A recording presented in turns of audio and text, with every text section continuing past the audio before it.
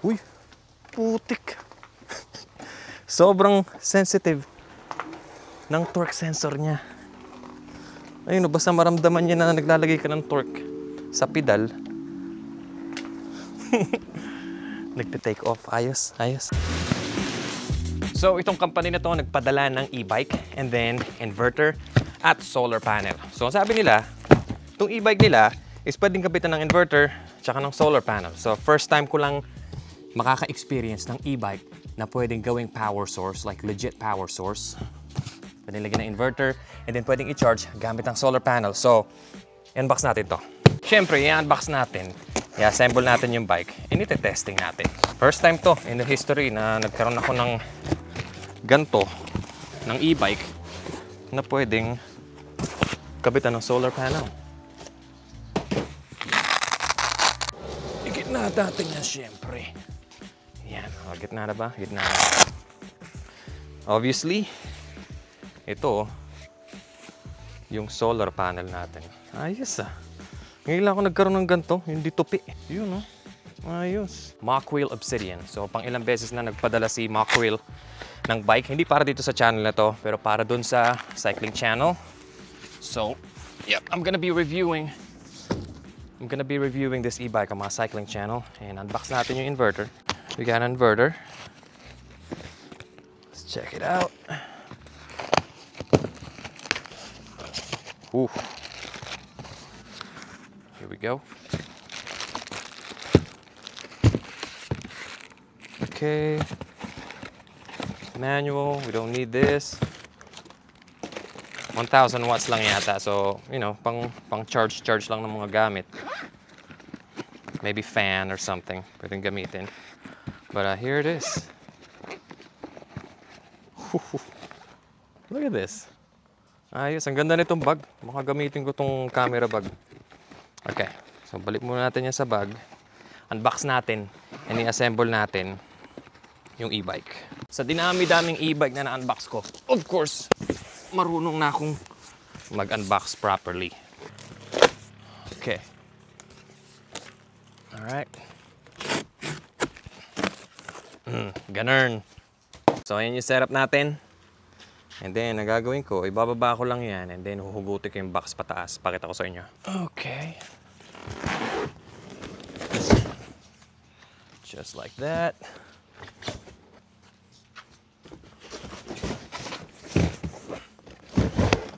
You know. Ah, di ba? Ganyan po mag-unbox ng bike ang mga pro. Pro joke lang. Yun, ang ganda ng pagkakadilaw nito ah. Ayos ah. And of course, gagamitin natin ng tools yan, mga herb. Ang ganda naman ito.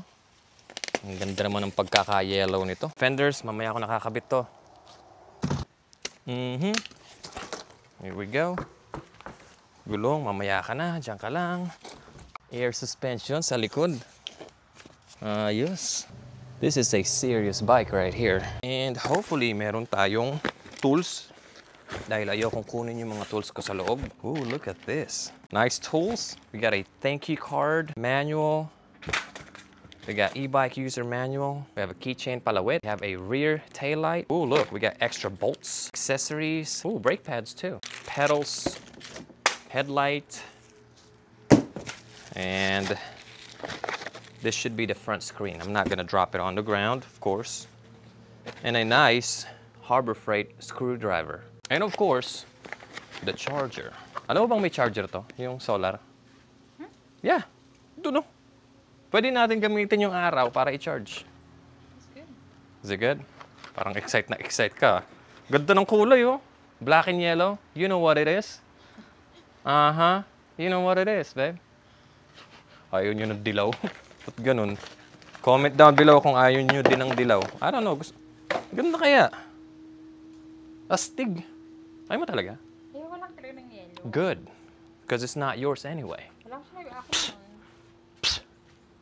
Ay, assemble ko lang. Sheesh, ayan oh. Buo ng mga herb. Alam nyo, sa sobrang dami kong e-bike dito sa bahay, bihira na ako ma-excite, bihira na ako ma-impress. Alam mo yung parang normal na lang. Pero ito, iba.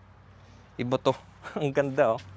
Basta, nagagandahan ako sa kulay, but hindi lang yung kulay, mga herb, syempre naman. So, first of all, Meron tayong legit na rear shock. I mean, hindi siya, you know, it's not top of the line, pero that's a nice rear shock right there. Meron tayong Shimano Q's. Meron tayong Tektro brakes. Ayan, oh. Tapos ito yung display niya. Hindi ko alam kung bakit removable, but malalaman natin yan. And of course, ano ba to? Yun nga. Ano ba to? Yan. Yun nga, meron siyang solar panel and inverter. So, ayun, i-testing muna natin kung gagana yung inverter. No, you know what? I-testing muna natin kung magta-turn on. Baka mamaya hindi pala gumagana to eh. Yun. Yun oh, mock wheel daw. Yun. Oh, ano na? Anong gagawin natin? Testing nga natin yung throttle. Ay, bell pala yan. Nasaan yung throttle? Ito to. Bell pala yung hawakan ko. Yun. 19 miles per hour. Maybe pwede ko yan lakyan. Alright. So, gumagana yung bike. You know what? Huwag kang mahuhulog. Wala akong pamalit sa'yo. Diyan ka lang. Okay, good. So, I'm 5'10". And ito yung itsura ko. Baba natin yung upuan, syempre. Baba muna natin. Pinakamababa muna. Ayan. Ito yung itsura ko dito sa bike. Ah, di ba? Ah, yes. You know. Yun, no? Rock stand, tingnan ko kung kaya. Bigat. Ay, torque sensor. Uy, putik. Sobrang sensitive ng torque sensor niya. Ayun, basta maramdaman niya na naglalagay ka ng torque sa pedal.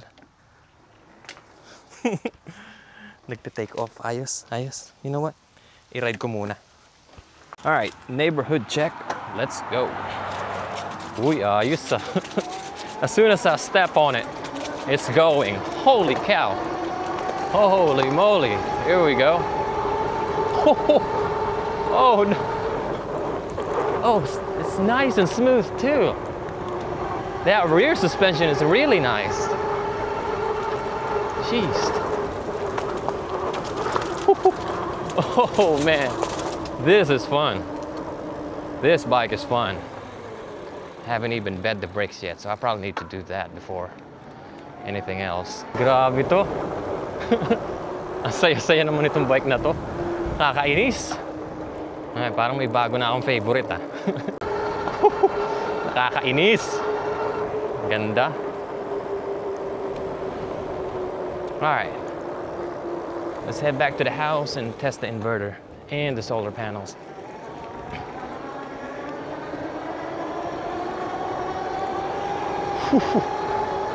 Oh man, this is so much fun. It's not my favorite. It's so nimble too. So, ngayong alam na natin na ang ganda ng takbo nitong bike na to, well, i-try na natin yung solar panel tsaka yung inverter. Actually, I'm not gonna lie, I think, I know na ito ang pinakamagandang takbo na e-bike na meron ako. Kasi dahil sa torque sensor niya. Once na ilagay mo, hold on. Check this out, babe. Look, apa ko pa lang. Umaarangkada na agad siya. Responsive siya. Kaya malakas yung arangkada niya kasi naka-pedal assist 5 ako. So, nasa maximum strength siya. You know, hindi ko tinathrottle yan. Let's say pedal assist 1. Maybe baka mas mabagal. Of course, mas mabagal yan. Mabilis pa rin pero yung torque medyo mahina. So maganda yan sa agoy. Maganda yan sa pag nasa trail kami. Let's say may paakyat na kailangan kong maglagay ng torque sa bike. Mas okay siya kasi responsive.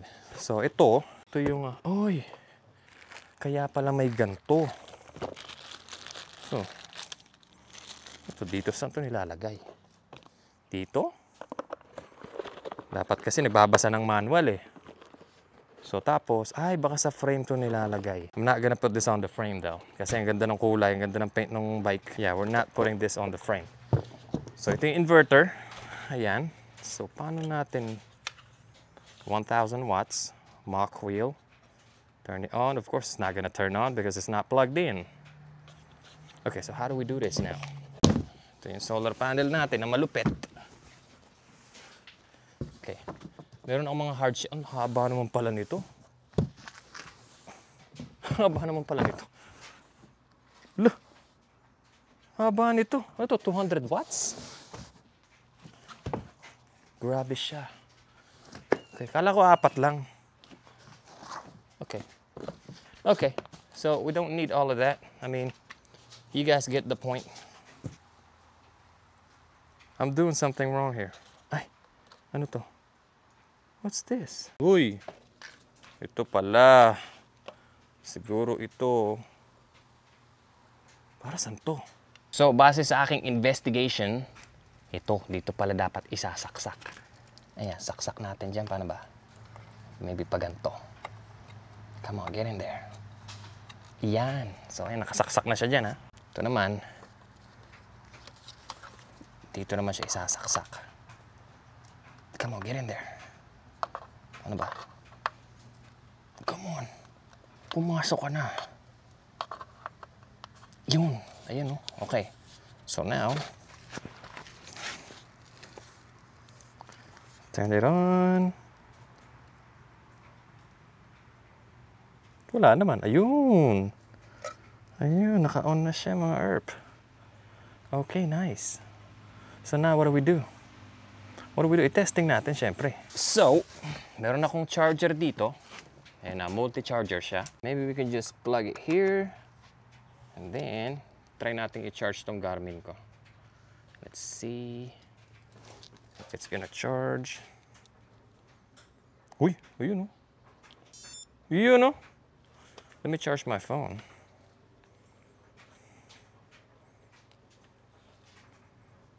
You know, charge, oh. Ah, yes, okay. Okay, good. So the charger's working. Saksak natin yung ano, yung microwave tsaka yung ano, washing machine. Ha? Ayaw mo? Baka masira yun. Hindi.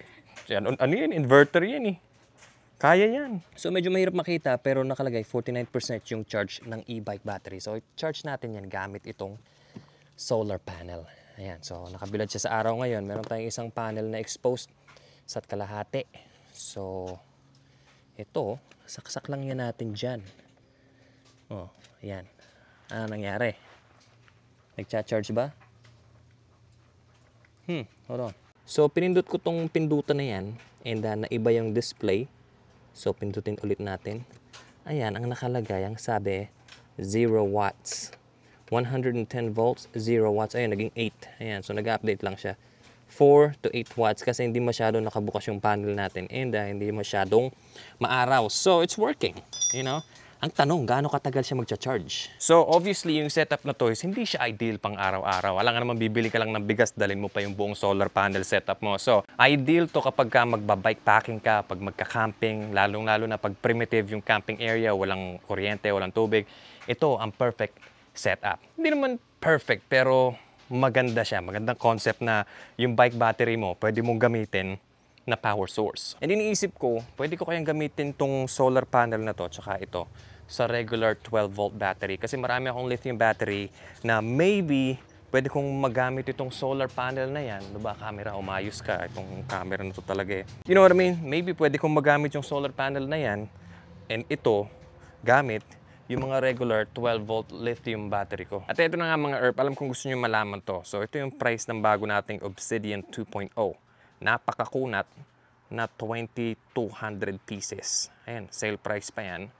And yung solar panel inverter combo is napakakunat na 1,099.98 pieces. Ayan. So, medyo may kamahalan. Pero I think sulit yung bike. Ito, charge mo na lang yung battery mo sa bahay and then kung meron kang 1,099 na pwedeng i-spend mo na lang siya sa actual na power bank with solar panel. So ayun, makakabili ka nun ng less than that actually, less than 1,099. Pero kung marami kang datong tapos gusto mo magpayabang doon sa mga kasama mo habang nagka-camping kayo, well, ito, maybe bagay sa ito. Honestly, I'm not really excited about the solar panel inverter combo. Excited ako dito sa bike. Itabi na lang muna natin to and maybe gagamitin namin to. Maybe lang, just maybe. Magamit ko to pag nag-camping kami. Para magamit lang, you know. Para naman sabihin ni Makwil na, oh, okay, ginamit mo, ang galing. Alright. Tago muna natin to sa banga. So, nandito ako sa harap ng sikretong kakahuyan. Gumagawa ako ng mga cinematic shots. Upload ko sana sa Facebook. Pero ang hirap. Ang hirap maging steady ng kamay. Alam mo yun? Mukha na akong tanga dito. Kanina pa ako pa ganto-ganto. Slow motion na lang. Ito, panoorin nyo.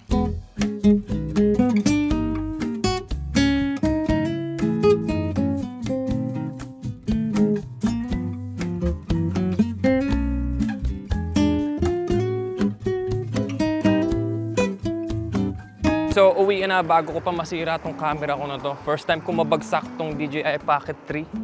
Sumakay ako ng bike and then nung pipindutin ko na yung record button, bumagsak. Buti na lang okay pa siya. Holy cow. Ay, nako. Lahat ng gamit ko nagkakasira-sira. I probably need to stop filming because medyo maluwak dito. Baka, you know what? That's okay. Hawakan ko na lang ng maigi. So as you guys can see, ayos na ayos. And kung napansin nyo, gustong-gusto ko tong bike na to. I think, mas gusto ko to dun sa pinakamabilis ko na bike.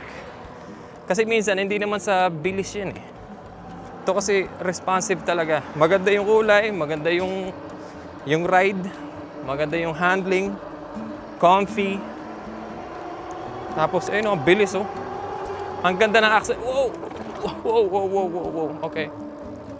Ayun, sat ako ng sat may lubak pala. Mamaya na nga lang. At ayun na nga mga herp, isa na namang walang kakwenta-kwentang bike unboxing and bike testing ang napanood nyo. So kung meron kayong tanong, leave it in the comment section. Kung nagustuhan nyo itong video, kung na-entertain kayo kahit pa paano, leave a like. And kung di ka pa nakapag-subscribe, mag-subscribe ka na. Para naman maka 100,000 pieces na tayo. Napakatagal na yan. Share nyo itong video na to para naman lumaganap. Anyway, don't forget to like, comment, subscribe. At lagi nyo tatandaan mga herp, love, peace, and happiness lang. I will see you guys in my next video. Peace.